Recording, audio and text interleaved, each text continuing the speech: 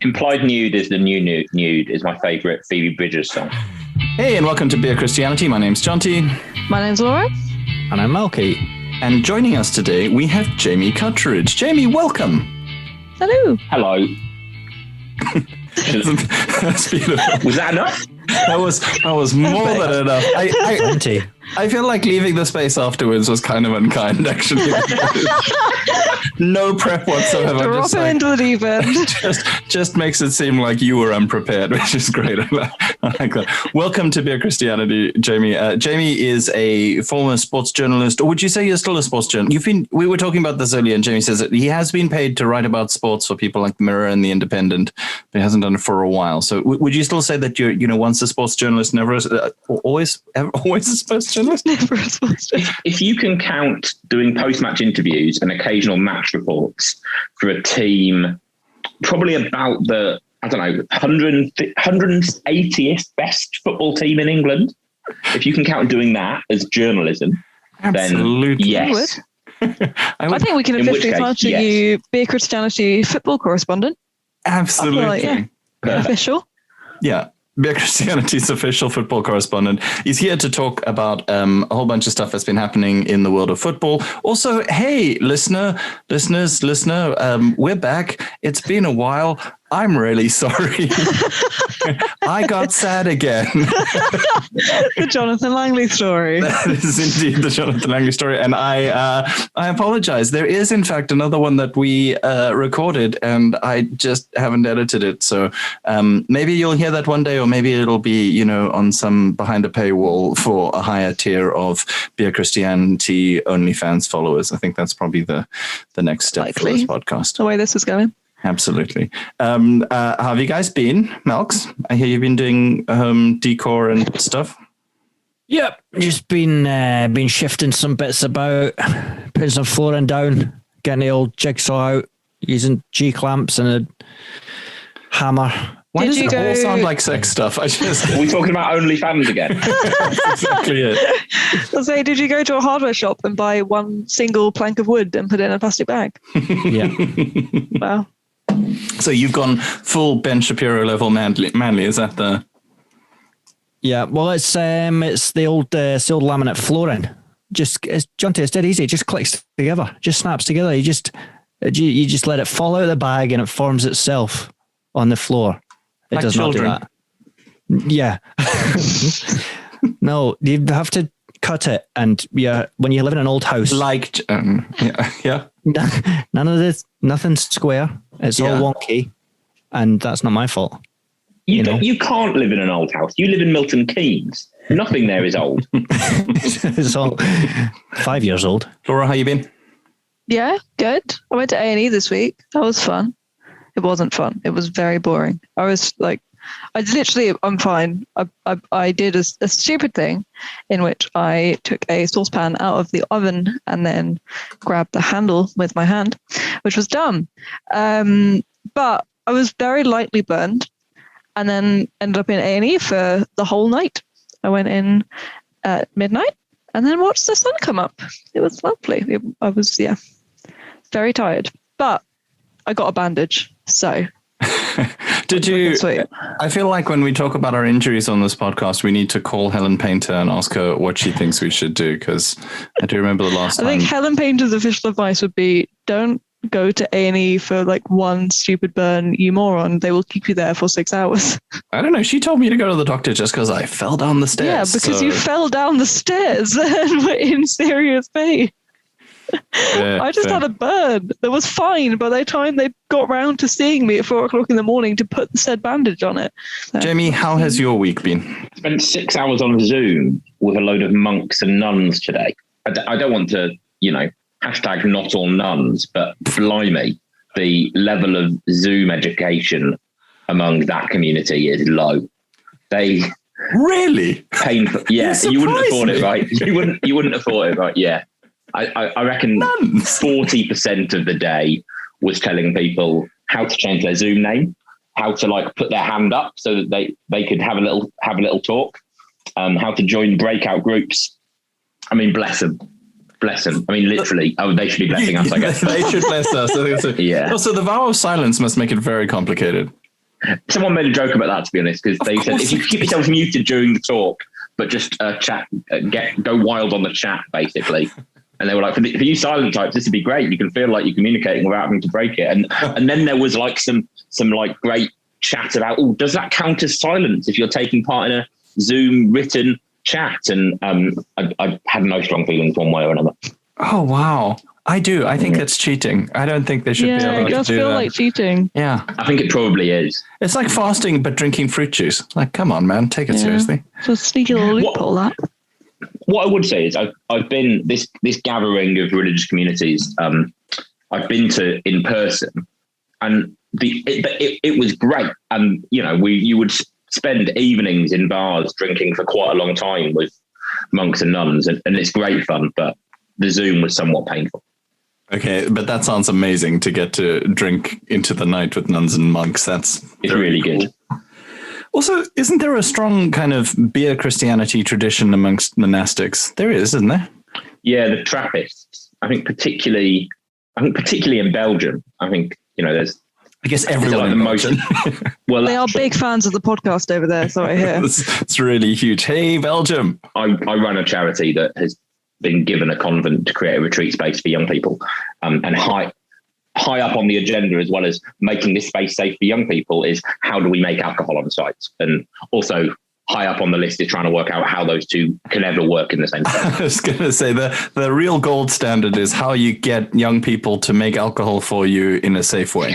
That's the dream. Fantastic. That's good. If people want to find out more about what that space is and what you do you want to tell them about the website? You also don't have to. Some people are like, please don't let my day job find out that I was on your podcast. So you're welcome to go either. No, I am my day job, to be honest. Fantastic. That's not true. If anyone was listening, our board of directors are great. Okay. Please don't fire me. bewith.community.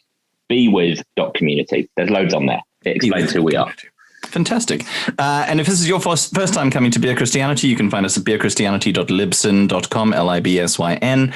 And you can also find us on Spotify, Apple Podcasts, Stitcher, YouTube, everything except SoundCloud, because that just doesn't sync with Libsyn account. So no. And also, Laura and I have beer news, which is very rare for Beer Christianity, to the point where I actually want to change the logo. And Malky and I have been talking about it, because on the logo we have faith, hops, and love, but we also have bad beer, okay Christians, good vibes or something. But it's not all bad beer. And Laura, to tell the nice people about our adventure. It was so cool. So we went on a bit of a jolly. And it was good fun. But we stumbled across a brewery, found a sign, and we found this brewery called the Chiltern Brewery. And we went in and we were looking around the shop, and we got chatting to the guy behind the counter, and Jonty asked for recommendations because we have a podcast, and we got chatting about the podcast. I really wanted free beer. That did not happen. No, it's never going to happen. But he was like, we told him, Beer Christianity, whatever. And he was like, oh, funny you should say that, because the people who run the brewery are born again Christians. And we had on the sign as you enter the brewery, there's in fairly large letters. There's got the logo, and then underneath the logo, it says, fear God and give him the glory, which we had just completely missed. And I looked them up. So it's called Chilton Brewery, and it's the guys who run it now are the sons of the couple who founded it. And there's a whole thing about how they reworked the whole logo because they all became Christians after they founded the brewery, and were changing things. And then they were looking for the Bible for a quote to be their tagline, and found fear God and give him the glory from Revelation. And they were like, yeah, we're going to put that on everything. So nice. How cool. That's so cool. And they were so nice. And also the shop, if you ever go to the Chilterns and can find Chiltern Brewery, their shop is amazing. It's like a farm shop, really but nice. Full of beer. Really good. But also beer related things, including bread. I do feel like, we should have Drabs on the podcast just so that he can tell us about... I will remember you in the arms of the angels. So that we can talk about the history of the Baptist Missionary Society being heavily funded by people who owned breweries and that sort of stuff. But I don't know enough about it. And, Jamie, what are you drinking? I'm drinking Inferno, by Chiltern Brewery. It's really nice. And my favourite pub in the world that isn't open yet, 'cause it hasn't got a big enough outside space, called the Bricklayer's Arms, 5 minutes down the road, constantly has that on tap. And so I saw some bottles of it in the supermarket recently, and it made me really happy to buy some. I'm also drinking Iron Brew because I don't see Marky that often.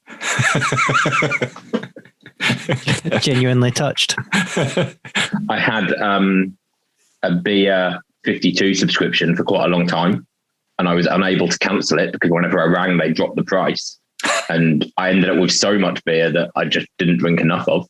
So not only do I not know much about beer, I don't know enough about beer to not spend loads of money on it. And I now have a severe alcohol addiction problem. It's still very sad. My liver is shot, and it's just... Exactly. It's a very sad story. Although, tip for the top for Beer Christianity listeners, you should get a Beer 52 subscription, and then, like with your phone company, say, I'd like to speak to somebody about cancelling, and you can just get it reduced until you're paying next to nothing. That's marvelous. Yeah, I think by the end they were paying me to take deliveries of their beers. That's the dream. That's why we started this podcast. Although now, at least two of us are relatively teetotal. Malky, what you drinking? Heineken Zero. I think it's just called Heineken. I think it's trying to pass itself off as actual Heineken, but it's not got any alcohol in it. It is actual Heineken. Yeah. Go quickly drive a car for a second. I just operate from heavy machinery. It says 0.0 on it, so I assume that's referring to the alcohol content. It's relatively low. And it does taste quite bad. So, the Heineken ones are good. Oh, have you tried the Peroni one? It's so good. I have not. The Peroni no alcohol one is a joy. Laura, are you on the classic? I'm not. I've got a can of Thatcher's Haze Cloudy Somerset cider straight from the can. That's classy. Very classy as well. Okay. Yeah. I've got from Chiltern Breweries check the size of this thing. This is not just because I've got small hands. This is the size. Huge. It's the size of it's like a wine bottle. Yeah, that's exactly. Not quite. It's a bit smaller than a wine bottle. It's not smaller than a wine bottle. It's bigger than most of my wine bottles. Fair. It is 750 mils. Is that more than a wine bottle? That is a wine bottle. That's a wine bottle. There you go. It's even got the little dimple in the bottom. Do you see? Oh, wow. Sorry, I feel weird about that. Luckily, the listeners aren't going to see what I just did on the camera, but they did hit the dimple in the bottom. It's true. The hemorrhoid of the wine bottle. This is Chilton Brewery. Chilton Brewery are never going to want to sponsor this show because they're nice, good Christian people. But this is the Generation Sparkling Ale 40th anniversary thing. And it's really rather nice. It's like a sparkling ale. Is that gross to actual British people who think ale should be flat and warm? Because I also put this in the fridge. I don't know, like, is that I feel like there's an image of the old British, real ale fan who doesn't want it to have bubbles in it and doesn't want it to be cold. Is that a fair assessment? Haven't all those people been killed off by Brewdog, basically? and now we want our ale to be fizzy and ice cold, but also come with like quasi-ironic messaging with it as well. Yes, and really cool design. It's finally you can consume something other than books based on like what it looks like. I think that's wonderful. It's really nice. Well, hold on. How before the craft beer revolution, how were you choosing bottles of wine? Because if people are choosing bottles of wine based on anything other than design, they're liars. Price. Okay, yes. Fair enough. Price combined with... And also South African nationalism for a long time. Okay, well, good. I'm glad that everybody is on the... out on the lash. Out on the lash. You're listening to Beer Christianity, and we're talking about sports because I say sports like a person who knows nothing about sports. And that's why we got Jamie here, is so that Malky has somebody to talk to about sportsing, because me and Laura, we don't know so much about the sports scene, but there's been big news in the world of football over the last week. And we wanted to comment on it because we're that kind of podcast. And you just want to really give your demographic what they want. And the people who've been listening to us so far, I bet, are mad into English sports, particularly. British sports, English sports, I don't know. So, Malky, do you want to lead us into what happened this week and why it was cool and why Beer Christianity would be talking about it? Because it's all, down with capitalism and that. You know what I'm saying? Damn right. So basically, I'll let Jamie correct me after this. There's this proposed European Super League, which is real capitalist, really, really capitalist, and not cool for all the football people. But the big billionaires, it's cool for them, And then all the football people were like, no. And then the Prime Minister was like, no also. And then that leader of the opposition they have was like, yes, no to that also. So no one was interested. And then all the English teams pulled out. So I think that pretty much covers it all. Jamie may not be a sports journalist, but I think that was some fine journalism. And I'm sure anybody not following the story or listening in the States now has a full grasp of it. But if Jamie wanted to just expand a little bit on what that was. Also, because the Super League, that's not a current thing. Because when you were telling me about it, you're like, that Super League thing. And I was like, is that like the Premier League, or is that the one under the Premier League, or is the Champions League, Championship League, European Champion? Exactly right. I think the naming of football leagues is already confusing. The top tier in English football is called the Premier League. The second tier is called the Championship. And if you do well in the Premier League, you go to the Champions League. Yeah. And the European Super League was basically being set up as something. Well, the thing that's interesting is they didn't call it the European Super League. They called it the Super League because I think they wanted to make it more of a global thing and probably play it around the world as well. But the Super League was basically meant to, they didn't want to replace the Champions League. They wanted it to just be a separate thing where you would have, like the UN Security Council, permanent membership and then let other people into it occasionally. This might be the only time, actually, the Super League's been compared to the UN Security Council, and it's only just sprung to mind, and I quite like it. If you edit it was my first thought when Malky explained it to me, and I was like, holy shit. So essentially, teams, there are teams that would be permanently in this Super League. And Malky, you gave me an explanation of how that's different. So when I talk to football fans, when they're not trying to explain the offside rule using coasters and stuff in a pub to me, which is something that Malky has definitely done in a Rangers supporters club, like I was his girlfriend who was tagging along, which was fantastic, but also quite awkward. When they're not trying to explain that to me, they're telling me how money has ruined football and how, Chelsea is only good because they buy all the good players and stuff like that. So guys, talk to me about how this Super League would be different from how football is currently. So let me just say something on the Champions League. So the notion that you have your domestic leagues, so the English domestic leagues where they play all the English teams, your Liverpools, your Manchester Uniteds, etc. And then that guy called Leicester. And in Scotland, they have a separate league, to pick a random country, right? Where they play all the teams in their own country. That is their domestic league. So initially, then the European Cup was set up that the champions of each of the domestic league would then, the following season, battle it out in Europe amongst those, So that's the intrigue of like, all right, the best team in England versus the best team in Spain and France and all that, So that's a big knockout competition, and it's something that's aimed for in your domestic competition, and now that's grown arms and legs and been very expanded. So you get, in England, for instance, you get a big shiny trophy for winning the English Premier League.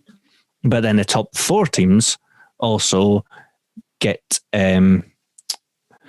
get admitted. They win. What's the? There's a word that I'm trying to find. Qualify. That's the one. They qualify. This is like me talking to you about it. I was doing so well until I came across the word qualify. My entire professional career with Malky has been him not allowed to think about words and just making other people's words look nice. So What? I'm particularly uncomfortable with him, the role he holds in this podcast. We all are. Also, while there's a pause, does Wales have its own Premier League? It's the first division league. The best Welsh teams compete in the English League. So Cardiff, Swansea and Wrexham all compete within the English League system. Which does mean Berwick compete in Scotland and they're in England. The main difference between the English and the Scottish League is that in the English leagues, there's a very small group of teams that could win the league every year, apart from you get an anomaly like Leicester. Whereas in Scotland, a team that's only existed for about 8 years has won the league this year for the first time in a long time. Am I right, Malky?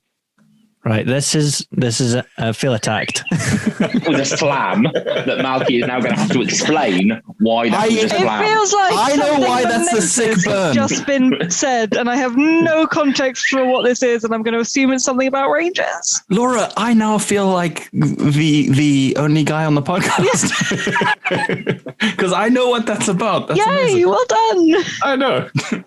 Malky, tell the listeners because they won't know. Well, that describes very nicely the level of the gulf between rich and poor in football in some places. So it's very pronounced in Scotland, where you've traditionally had the Old Firm, aka Rangers and Celtic, the two teams in Glasgow, who are not best pals, but have the biggest fan base and biggest infrastructure, and are far, far ahead of any other team. So it's only ever really within living memory Rangers or Celtic that would win the league. Although Hibernian Thistle sometimes no. Oh dear. In the 80s. In the 80s, did Aberdeen and Dundee win the league in the 80s? Yeah. Arctic Thistle. Yeah, Arctic Thistle. Yes, that's a team. Yep. Hearts got quite close in the 2000s, didn't they? Yeah. Yes. Did they? I think they split us. They might have split Rangers and Celtic. But anyway, these are anomalies. And no, I'd say sectarianism splits Rangers and Celtic. Hey. I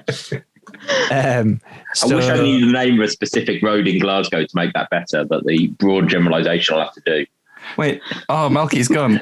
He's just in sectarian rage. Smashed my computer to bits. He's back. Okay, wow. Wait, go Malky. Explain the joke. This is a long way for a shortcut. So Rangers went into administration because they'd been naughty boys and mishandled money or whatever. And then so they were in fact technically liquidated, which, then that creates loads of hilarious banter for the football fans to say it's a different club and all that. But it's the same club. Okay. So anyway, but then after just 9 years, Rangers are not only back in the Premier League, but we've won our first title in 10 years. Because the club has so much money that they can buy players like, who can forget Majid Bagheera, the Rangers centre half? Absolutely legendary. I think that was a chant taught from that night in that bar in Reading, in a Red Lion Rangers supporter. I still remember it. They did rhyme. He's 6'1" and he didn't eat at Ramadan. Majid Bagheera, the Rangers centre half, which I think is amazing. Yeah, no. So it's and fan base is a huge part of it. Fan base and ticket sales. So it's not just they've got money in the bank; they've got the infrastructure. The thing about the Champions League is financially, it's in a completely different level to the Premier League. So prize money, television money, plus you're getting more fans in because you have these extra games. So to some extent, the teams that are in the Champions League earn more money, so are able to basically continue being in those places. You finish in the top four of the Premier League, you get into the Champions League, you get more money. And the thing perpetuates. But to some extent, there is still that risk every year. And there are 6 big teams in England, and 2 of them this year won't make it into the Champions League. So there is that level of competition. So it's like... what the European Super League was trying to do was for the 6 biggest teams in England, the 4 biggest teams in Spain, whatever the makeup of it was, basically just trying to remove all risk from the equation. So they would create this big competition themselves and they would be guaranteed to be members. And the reality of that is removing the level of competition from that meant that those teams would, if they had gone through with it, been kicked out of their domestic leagues as well, which it's a little bit unclear how much they actually want, whether that was their end goal, basically, but it was easier for them to get kicked out than to say they didn't want to be in there. So it was, I mean, the whole thing is just capitalism, isn't it? Right. But what this was like a step beyond, where like, at least in capitalism, there is the chance that if things go really badly, things can collapse and cease to exist unless you're A, a bank in the financial crisis, or B, Rangers FC. But what the European Super League was trying to prevent was that ever happening. So that no matter how bad the team would got, they would be a permanent member of this like little cabal of clubs that would just constantly continue to generate and print money. And money for football comes from people coming to your ground to watch the game. And also, do you get paid an equal amount if you're in a game that's on TV, your team? Is that how it works? I watched the Damned United recently, so I feel like I'm pretty much a football export. Yeah, I'm a football export.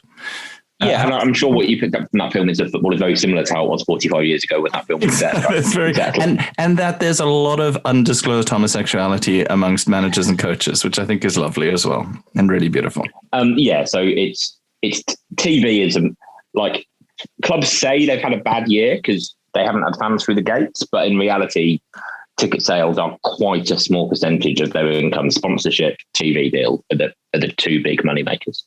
And my understanding of it, and tell me if this is wrong, is that, like you say, it's capitalism gone wild, and there's the too big to fail principle. But also for a small team like Didcot Town, Didcot United, Didcot Wanderers, I don't know what they're called, to get up the leagues, because you have to win your league and then you can be at the bottom of the next league. Is that the deal?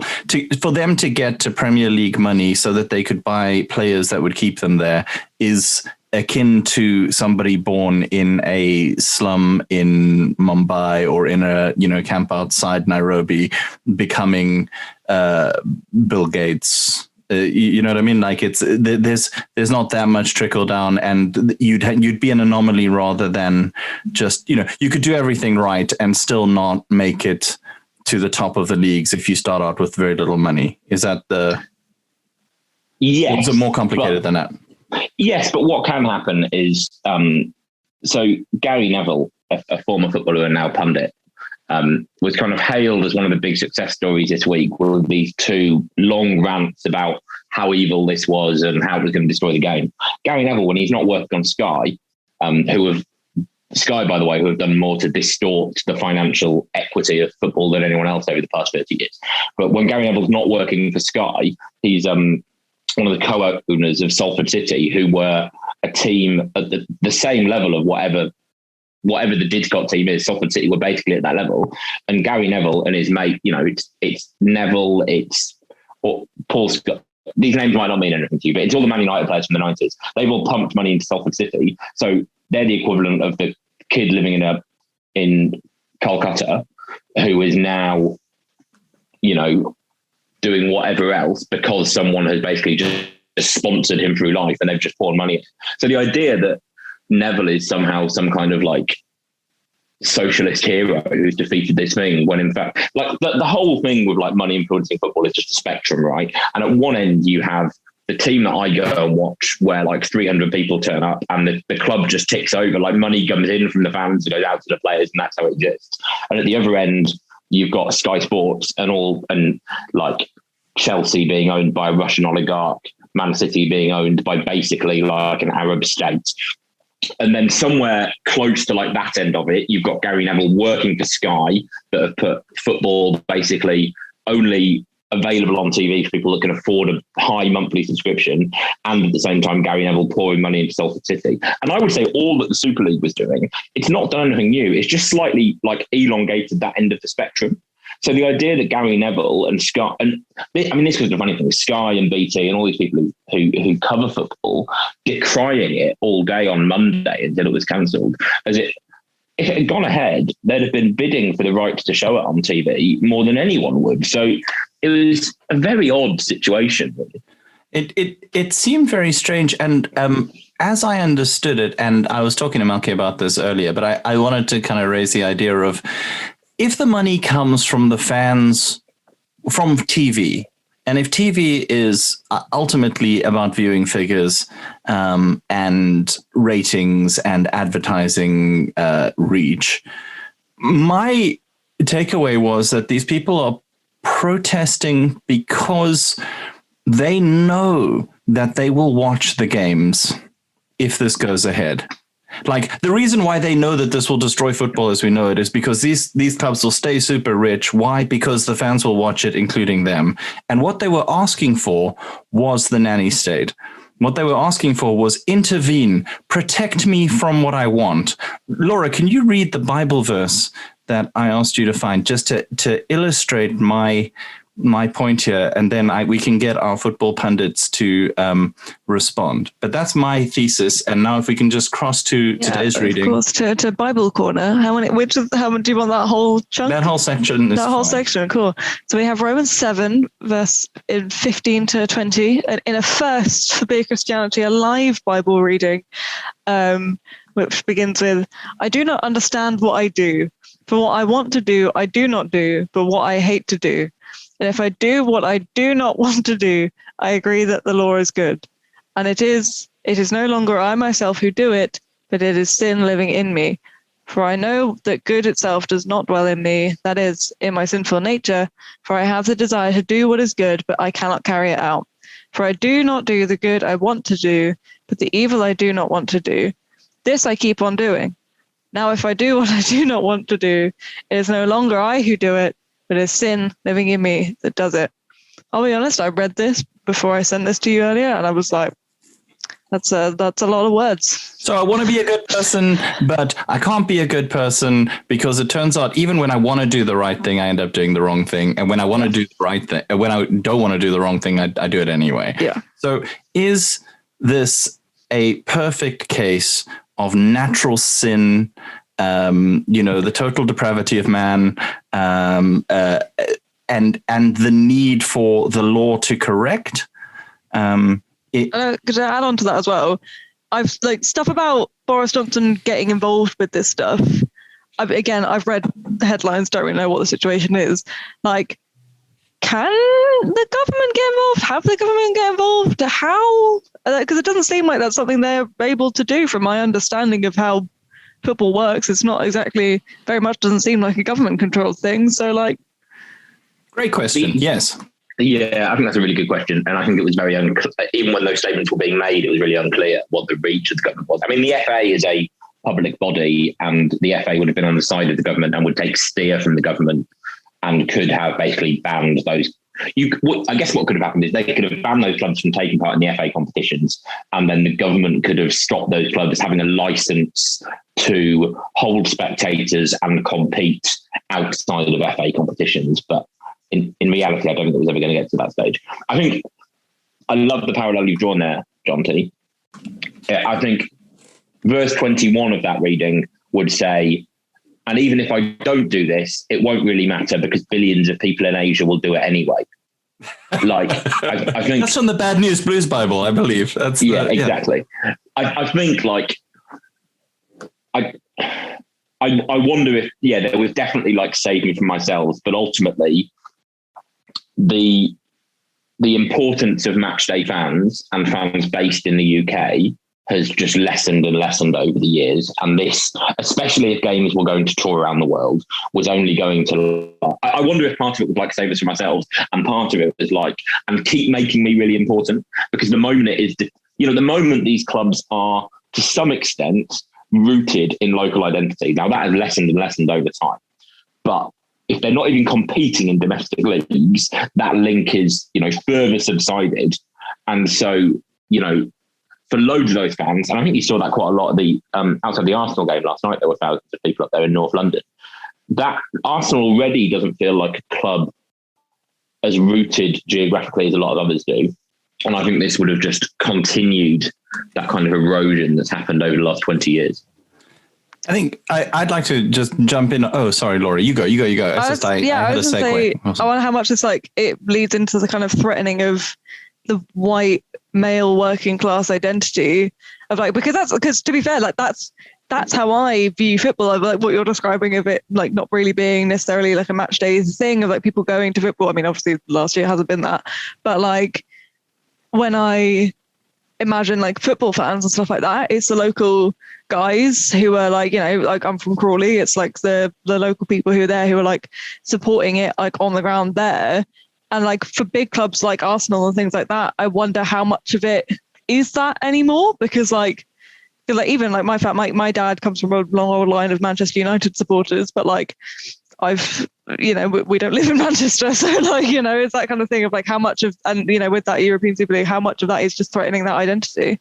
So unlike other businesses that are driven by demand, by the market, and ever changing to find new markets and just make money, like correct me if I'm wrong, but football seems at its structure, at its bare bones and foundations, I guess, it's still the same.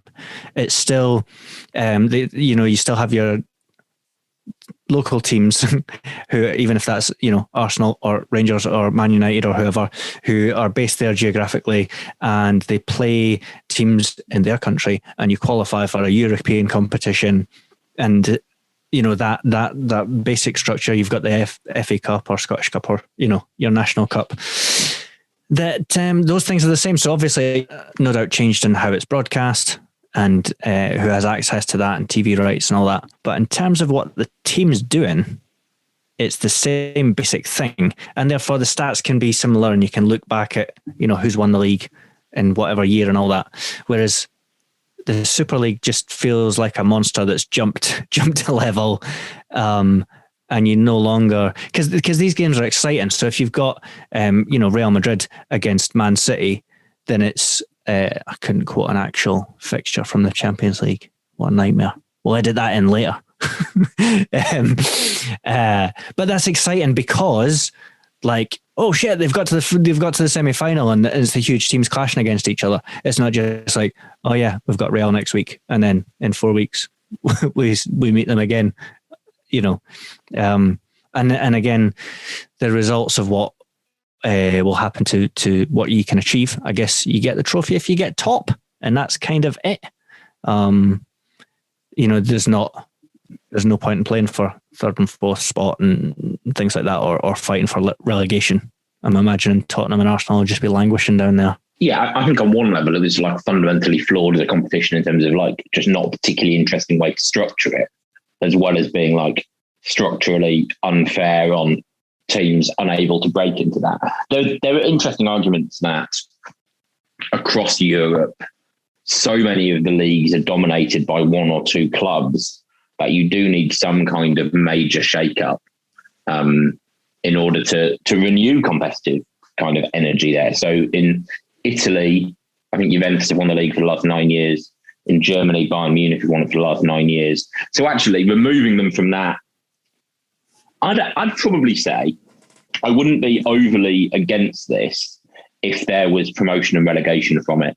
So if your league winners every year went off and competed against the other European league winners, or however that was structured, and then there was promotion and relegation from that, I don't think that is the end of the world, because like the rich teams are really rich and there is no competing with them. And in reality, the top six will almost always finish in that order, in some order with those six teams. I think removing promotion and relegation from it just like takes away it. In a like business model, you're basically like removing any way to hold a business to account for like mistakes they make.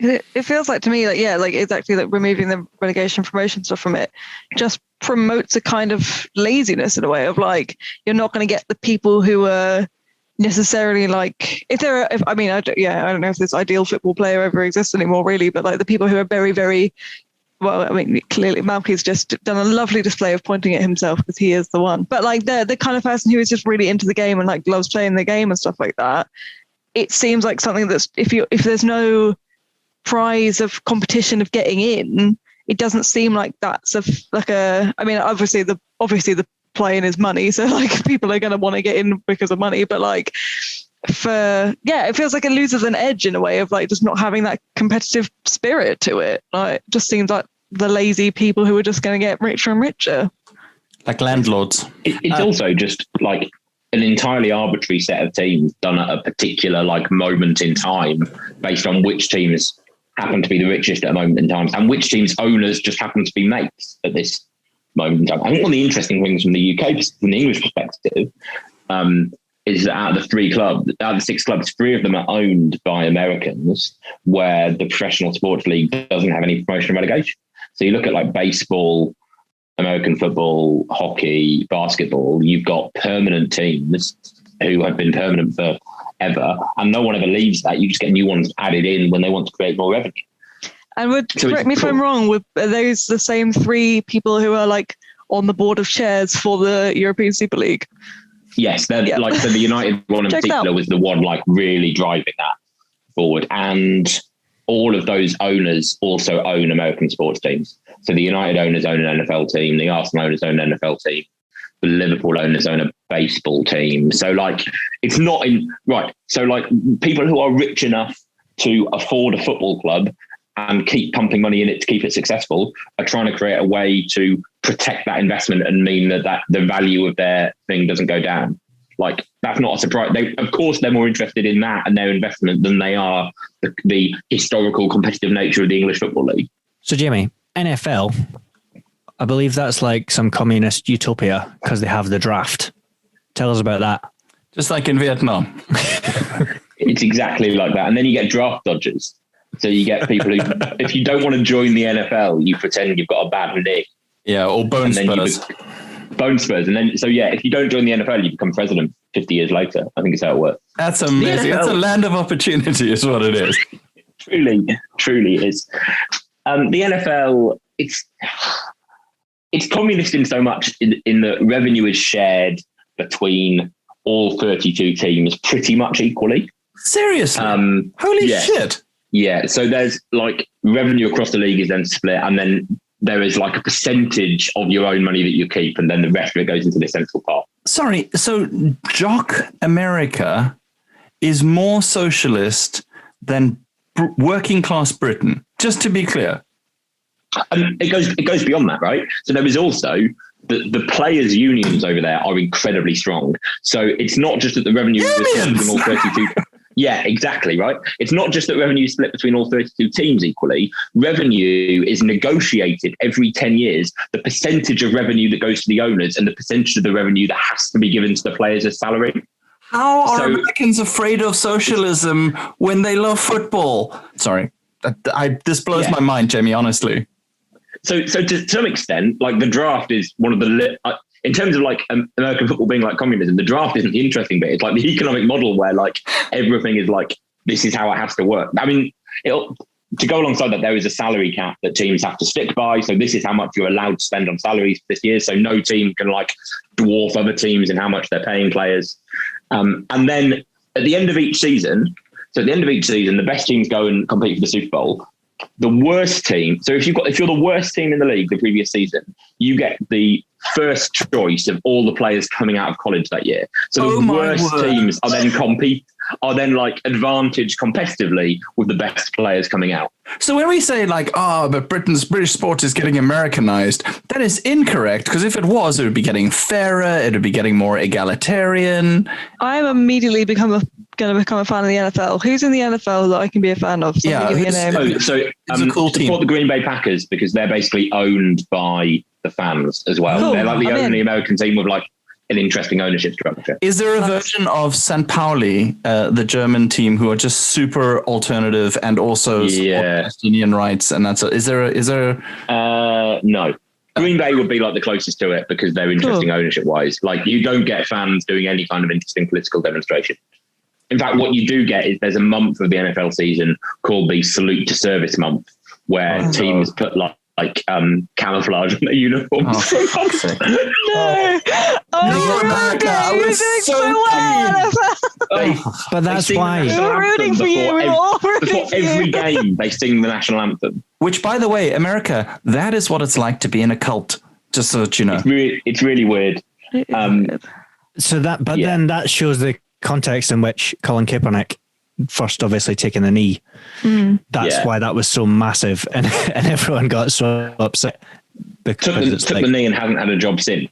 I think is the key thing, right? So players took the knee last season and it hasn't really affected them. But when Kaepernick did it, 5 years ago now, he was a good player. Like, it wasn't like some no mark doing it. He was one of the better quarterbacks in the league and hasn't had a contract since. And he's successfully sued the NFL for basically accusing the owners of colluding not to give him a contract, and he won that case. I've been watching the league, and I know that collusion is bad. I've got Ruxin's face in my mind. I'm like, collusion! NFL forever unclean. That's the league is great, by the way. Okay, you're the first person I've met who knows the league. That's incredible. So the other great thing about the NFL is that fantasy NFL shits over like every other like fantasy sport. It's so good, and I'm in like 4 like leagues that I've been in for like years. And are they like in the league? Is there shit talk on the... Oh, it's big amazing. time. I love we draft in. We draft in person. We screw each other over. We've got a trophy, and the trophy in the one league is a basically bit of pornographic literature written about an NFL player. Fantastic, like Shiva Kamini Sander Crum. It's basically that kind of vibe that is our trophy. And the winner of the league has to display that in their house for the year. So all of our wives hate it, obviously. My wife and another wife compete in the league every year. They've got no idea what they're doing, but basically it turns out that just by pressing random buttons, you can beat the rest of us anyway. It's all fun. Okay. So when you talked about fan ownership in Green Bay Packers, the 2 teams from the European Champions League, I want to say, who were apparently conspicuous in their absence from the Super Six, whatever they were called. Or was that an Aldi pick of the day thing? I can't remember. Anyway, but whatever, the Super League thing, were Bayern Munich and what is the thing called? Borussia Dortmund? Borussia Dortmund, who are the top players in Germany. They were not in it. And according to an article by Tribune magazine, by the way, you should subscribe to Tribune magazine. It's very cheap. And you can find this article by Will McGee on tribunemag.co.uk. Nice socialist magazine, good writing, good design. They wrote an article about this. When Tribune is getting involved in it, then you know that it's actually beyond just sports fans. And they were talking about the 50+1 rule, which means that German clubs have to legally be majority controlled by fans. Would that help the FA? So a lot of the protests that have happened outside of the grounds of these big 6 clubs in the last week have been fans demanding that these teams move to. It's called the 50+1 model, basically, where the fans. Well, so in Germany they're all still members clubs, so the members have to keep 50+1 in essence percent of voting rights. I know that. I was in a Baptist church. It's the same there. It's exactly the same. I don't know to what extent fans would actually want that. If it works in Germany, because in Germany it's great for Bayern Munich because they are rich enough, like they get revenue streams from all around the world. They're rich enough. They pick all the other team's best players, so no one else ever wins the league. So it works for Bayern Munich over there. I don't know to what extent the fans of those 6 clubs, who in particular, Man City and Chelsea, who have been taken over in the last 15 years by very wealthy owners, how much they would want to go back to a situation where they don't have the financial dominance and muscle they currently do. It might be a nice thing to compete for, to protest for this week, but I think in reality, I think the fans just want their team to win and be successful. Do you think that there's too much money in football? Because that's a thing that gets trotted out a lot. But like you say, if you're the fan, I don't understand being a fan of a team. I fully don't understand how you can own somebody else's I don't listen to a Nine Inch Nails album and go, fuck, we made a great album. You know, like I didn't feel bad when Marilyn Manson turned out to be an abusive asshole. Like I'm like, it's cool because I'm not him. So I don't fully understand that. You know, the like oral history of the Old Testament where the Israelite people will be like, and you know, 500 years later, they'll be like, and then we left Egypt, right? Yeah, like I also am not a nationalist. I don't understand. I have no point of reference for that. But for people who do, would less money in football be good? Particularly if you support a good team. If you support Didcot Wanderers, then probably not. But if you support... I don't know what less money in football means. Like I do it very much like I understand the words in that sentence.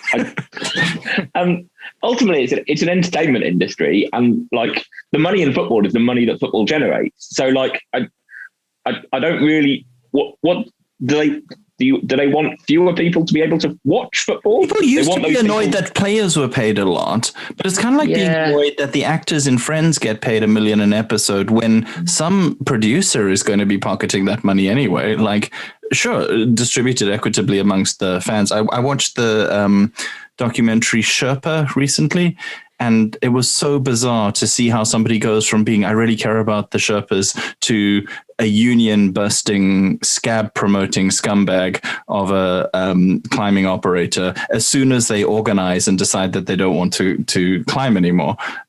Because the one thing you cannot criticize is capitalism. And he was a liberal because it's a problem with liberalism. But yeah, like, like in terms of, sorry, Malky was raising his hand and I'm ranting. Malky, go. I thought you could like seamlessly segue there. But drinking.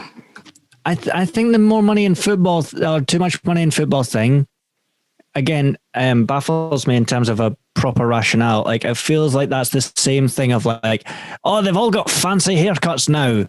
And, you know, they care more about that and they're not playing for the pure love of the game and they're diving around because they've all come from Italy or, you know, it feels like that level of criticism. Like, I need great hair during the lockdown, I would say. They do really these days. I mean, hey, they always, you know, think about mullets.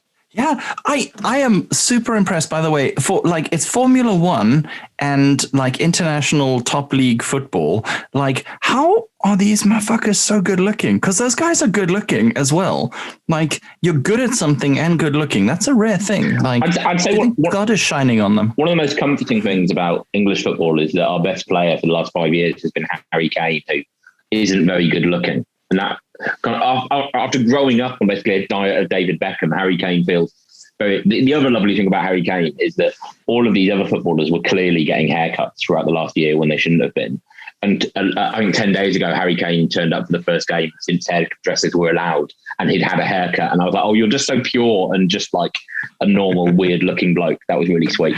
I think, Malky, you touched on something interesting there. The idea that people who talk about there being too much money in football in the UK is basically the only place where young people from working class backgrounds have the chance to earn a shit ton of money. So the idea that like these are the individuals in society who are paid too much feels deeply uncomfortable when you look at it through that lens. Then I think the other side of that is the thing of you see clubs like Manchester United and whatever, who are like, you know, raking in millions and millions and millions of pounds, and whose players are being paid, I imagine, hundreds of thousands, if not millions. I don't know. Tens of pounds, at least £1 a game.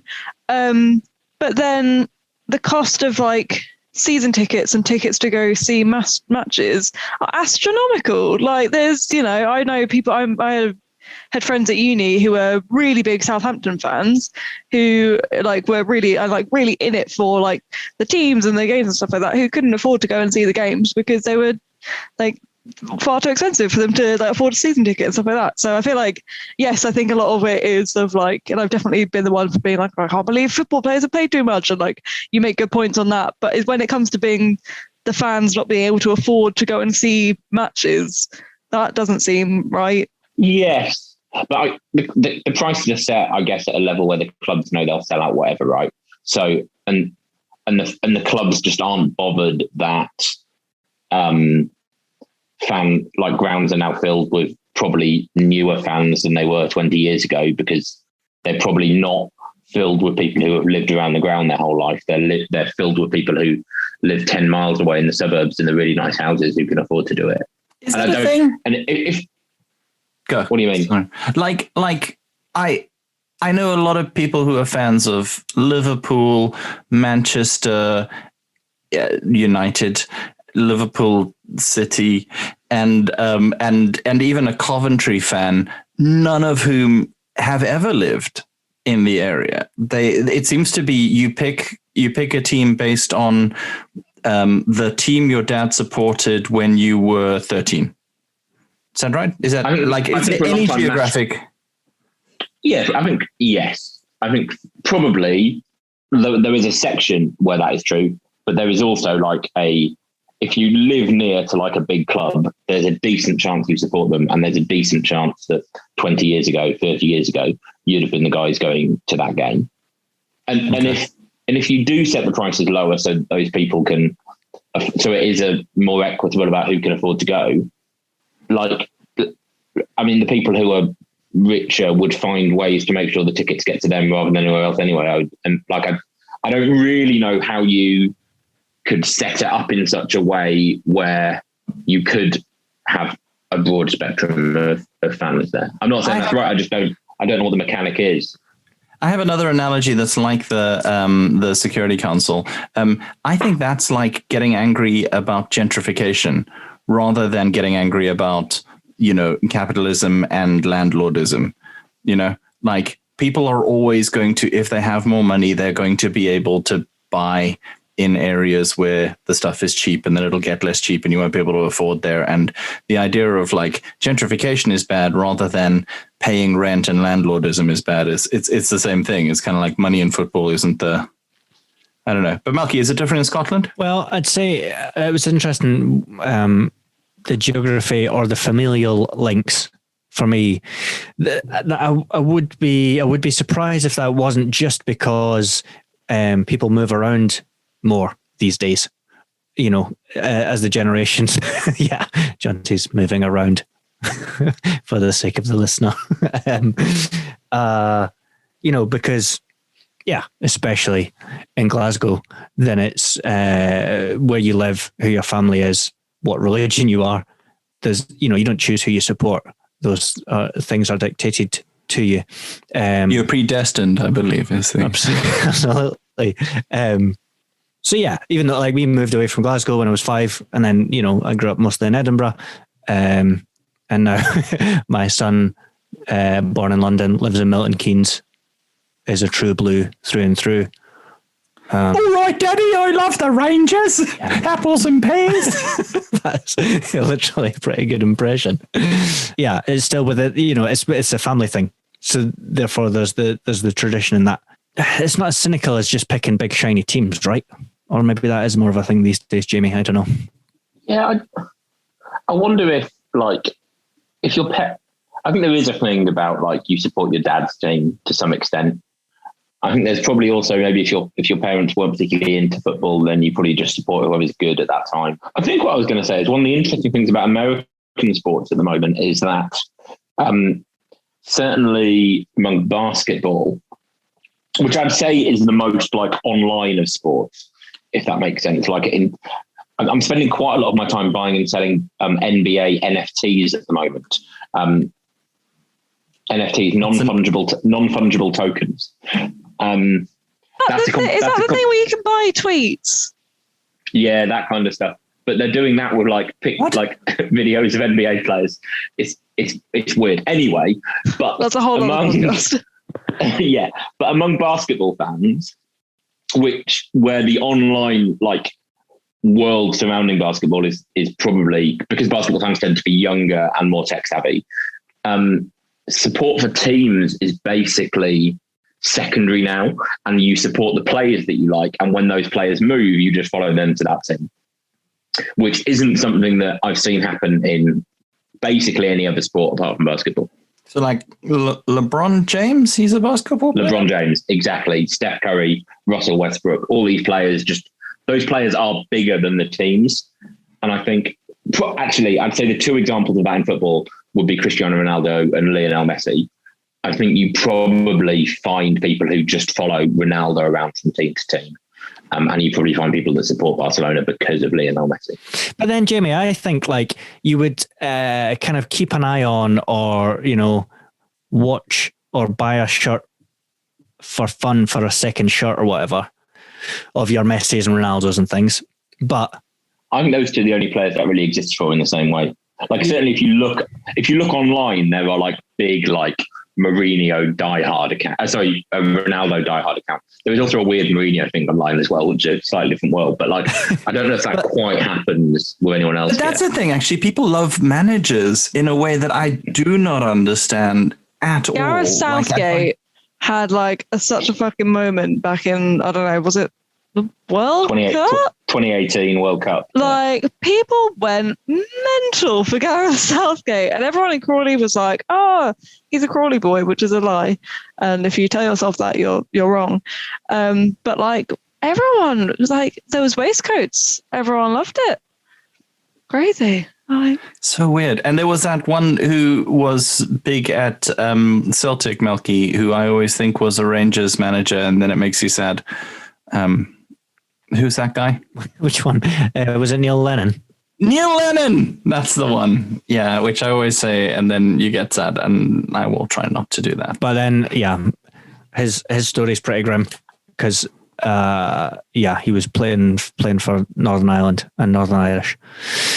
And a lot of Protestants didn't take very kindly to his persuasion. Wow. So, yeah. Okay. Hectic. So have you got some Lennon sympathy? Yeah.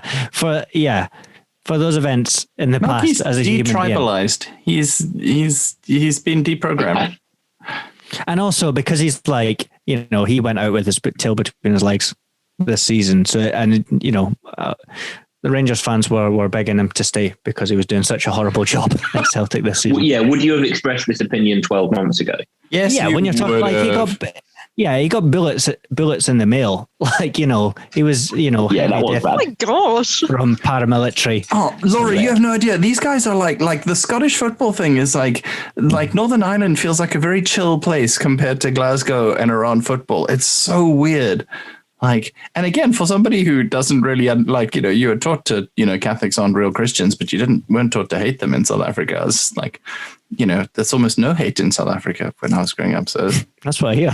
That's what everybody says about it. Very, very chill place, South Africa. Chill. Okay, some final questions on sports. The thing that you hear a lot in a lot of super basic Christian contexts about sport is that I really look up to that football player because he refused to play on the Sabbath. Quick thoughts on that? I thought that was quite a wanky thing until I watched Chariots of Fire. Ooh. And then I watched Chariots of Fire and I was like, oh my days, Eric Liddell is amazing. But the bit at the end of Chariots of Fire where he's won his race and they just go, and then he went to China and was killed. I was like that. It like hit me right there. Nice. I kind of was like, I don't get it. Like, take a day off another day. I don't think it really matters. But the Eric Liddell thing is like really affected me when I watched Chariots of Fire. Nice. Melky. Yeah, I've not seen the film, so I'm still with a wanky opinion.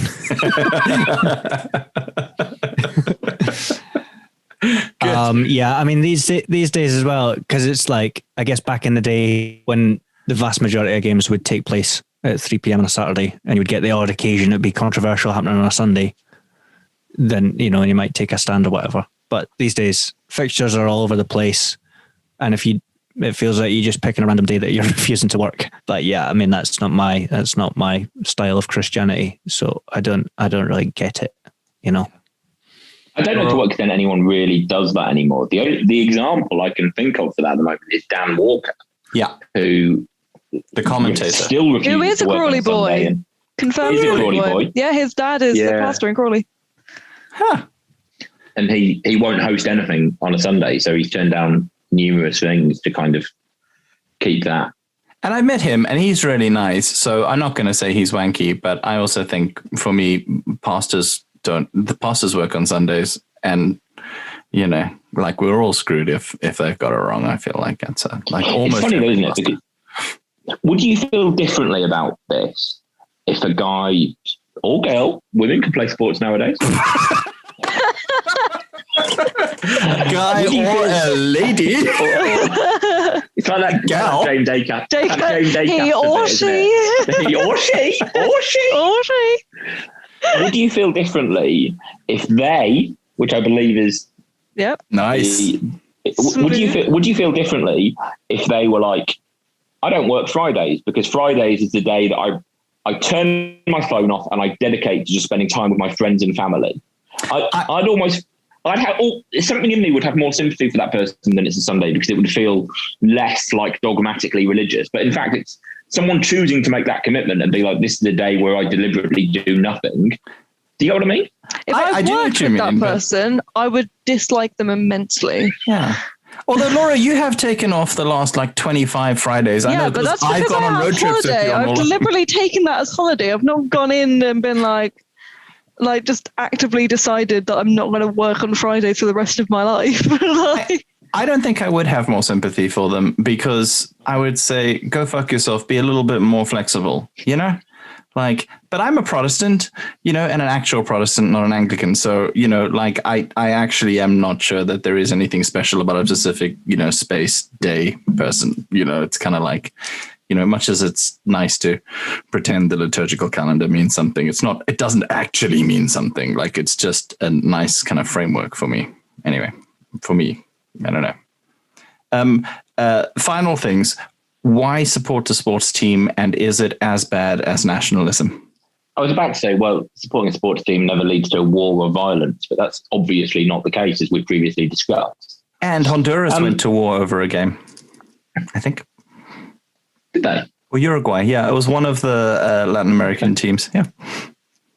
It wasn't a long war. I don't think anyone died, but it was still technically a war. I wrote my undergraduate dissertation 10 years ago now on community among football fans and what it could tell us about community among the church and young people. Nice. And I did that because basically in the previous 3 years, I'd gone from supporting a big Premier League team and going to watch them most weeks to going to watch this small little football team with 300 fans who I know most of and would say I have this, you know, ongoing form of community with. And what I expected to find among football fans was that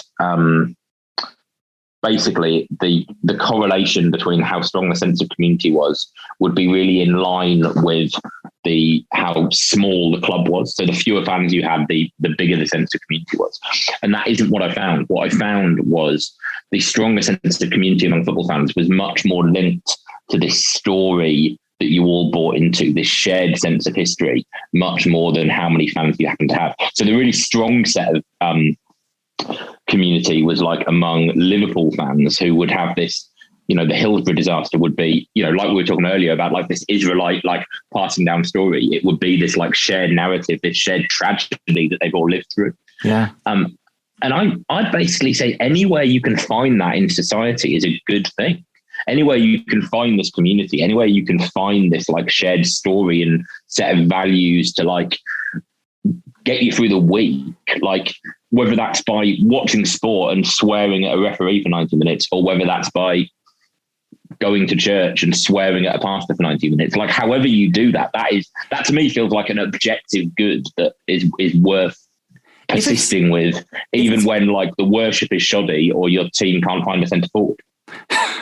But if it's based on in-group and out-group, and that means that we have a genuine antipathy to our old firm rivals or our main grudge rivals, is it, and how different is that from identifying with the story of a race?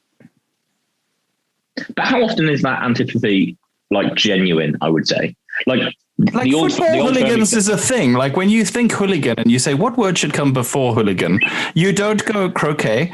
You don't go blues fans. You go football, yeah? But it's a small percentage of football fans. And like how do I not come across like an arsehole here? It's such an unfair thing. Just throw it to Melky. No. I would say like football hooligans, if they weren't football hooligans, would those people be hooligans elsewhere in society? Like, I don't know to what extent football is what's causing that. Football is just like historically the biggest like meeting point in the UK for like people who want to like have a drink and have a bit of fun. Yeah. And I guess because it's competitive, I think that's the thing, is it's identifying with a competition at a really visceral level is the thing that feels dangerous to me, but also it's ridiculous to call that fundamentally bad. And I know that it's ridiculous, but I just remember being near Loftus in Pretoria and the Blue Bulls would play rugby and you're just like, oh, cool. Don't be on the streets, because if they win, they're going to be drunk and aggressive. And if they lose, they're going to be drunk and aggressive. And like, you're going to get fucked up if you're walking around and you're a dude with even slightly long hair. And that's it. That's what's going to happen. And it's sports matches, not concerts, that you worry about. And that there is something specific around sports that brings out the desire in, it's not a tiny minority. It's enough of them that I'll be afraid to walk down the street next to it, of that kind of, it's not violence necessarily, but or is this just me being overly paranoid? It's like performative masculinity, isn't it? Yeah, and perhaps now it's one of the few spaces in society where that level of like performative masculinity is like encouraged or even like allowed, basically, right? Yeah. And actually, that makes me more sympathetic to it. I'm like, okay, cool. Yeah, you need, because not everyone is going to be like me. Like, there needs to be place for real boys to actually like be like that, I guess. I think like my relationship to football would be like, while I'm watching a game, those 90 minutes are like, during those 90 minutes I'm watching the game, that game of football is the most important thing on the planet. And the moment the full-time whistle goes, I don't really care. Like, the result is only important while the thing is going on, rather than like the result existing in and of itself. Interesting. Malky, how about you? It feels like Jamie's done some work. Like, only in one aspect of my life. As a sports journalist.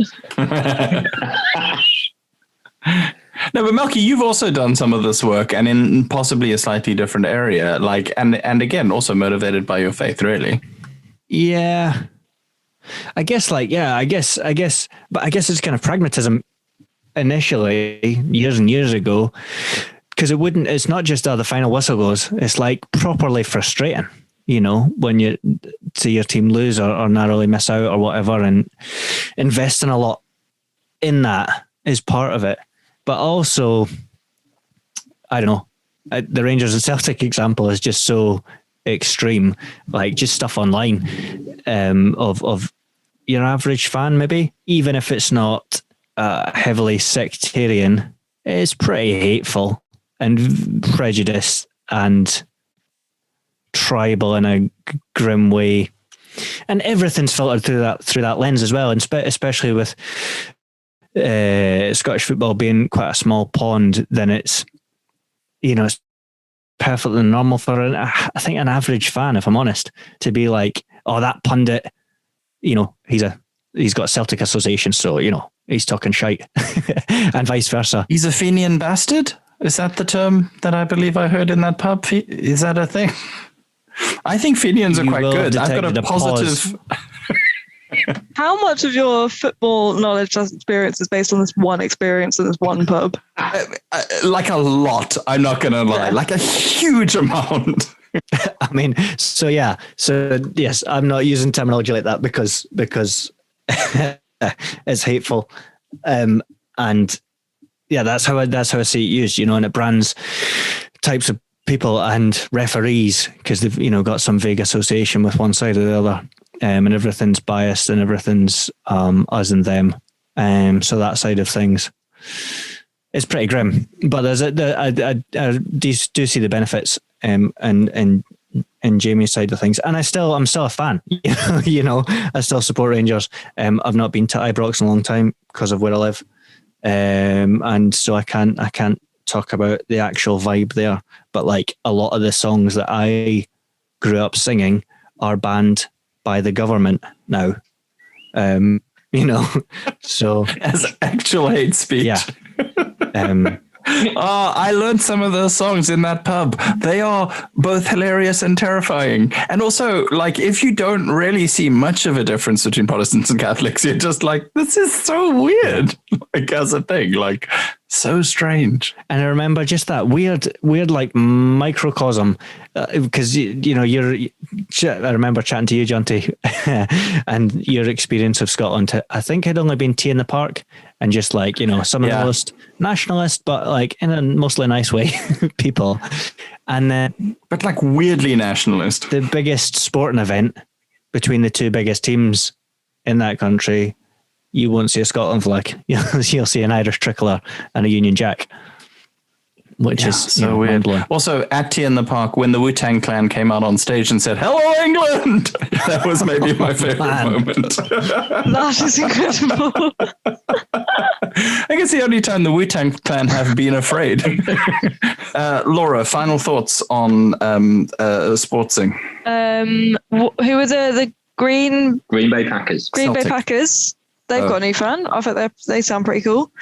But I feel like, as somebody who ascribed a lot of their identity to like fandom culture back when I was a mid to late teen, I feel like I can't really cast the first stone on football fans. So, but yeah, the NFL stuff sounds very cool, and I feel like that would be definitely leg into that, because that sounds something that I'm on board with. I'm with you on the not casting the first stone, because I watch Criminal Minds and my views on the death penalty change. So I think that's, I think, Jamie, final thoughts. What should people take away from, especially if you're a football fan who was outraged at the Super Deluxe Platinum Club for football teams thing? Like, what should that teach you about society if you're not a particularly political animal? I think the question I'd encourage people to ask is, what were they angry about? Were they angry about, like, this feels competitively unfair?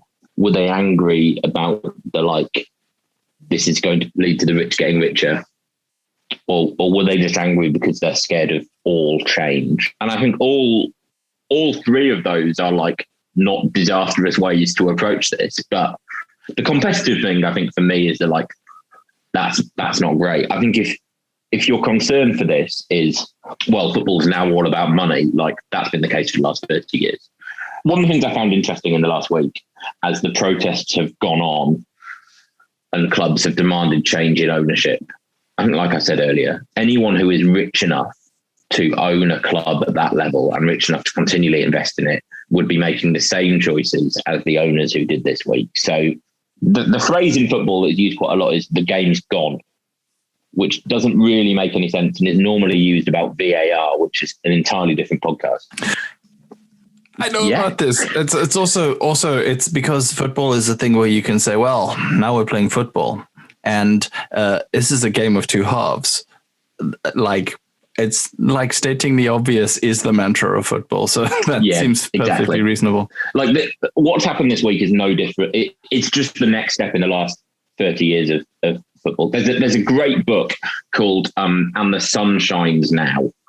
And it is basically about charting the last 30 years of footballing history using Hillsborough as a starting point and the demonisation of working class football fans off the back of that, basically telling the story to how football got from how it was in the late 80s to how it is now, all because of that one thing that happened in April 1989 in Sheffield. And it's one of the best books I've read in years. I thoroughly recommend it to anyone. You don't really need to know a lot about football in order to, or care about football. It's telling a wider social story than that. If you're disenfranchised with football, go and watch Didcot Wanderers, go and watch Kingstonian, go and watch whoever else. There are loads of tiny little football teams around the country with wonderful sense of community where you're still allowed to have a beer on the side of the pitch and watch the game. And it's really good fun. And that's what I do Saturdays when there's not a pandemic on. And you should listen to We Found a Game, which is a podcast by a Christian dude who I know from Oxford, who also designed the LD football jerseys that was in the news recently as well. So you should check out We Found a Game and follow Joe Parton on Instagram. Malky, your final thoughts? That face. What? I don't know. I don't know anymore. Yeah. Okay. Good. Right.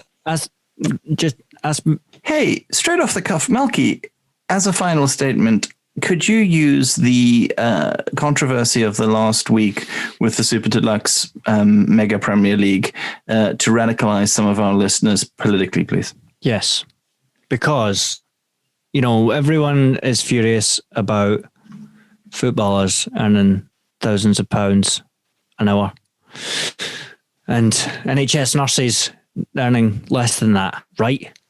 You've seen the memes. This is an outrage. But then you need to, basically that means you hate capitalism. And you should support a radical left-wing agenda. Excellent. There you go. Amen and praise the Lord. Thank you very much for listening to Beer Christianity. Thank you so much, Jamie, for coming to the podcast. How have you found it? How would you rate us out of 5? Give us a final statement. Yeah, final statement, review, leave the listeners with something. A lot of my friends who I watch football with are actual football journalists. So it was really nice to feel like the smartest football fan in the room for a change. So if nothing else, I'm going to go to bed feeling smug. You saying that Laura and I did not make you feel intimidated? Wow. I'll have you know, I have watched a football game. I've watched, in fact, 2 football games. Oh, okay, that's more than me. Well, thank you very much, sports fans. You've been listening to Beer Christianity. You can find us beerchristianity.libsyn.com. Search for us on all of the podcast platforms. Message us on SpeakPipe and check out Beer Christianity, the newsletter. If you want to read my political and social rantings, that also happens. Thanks a lot and goodbye. Bye. Bye.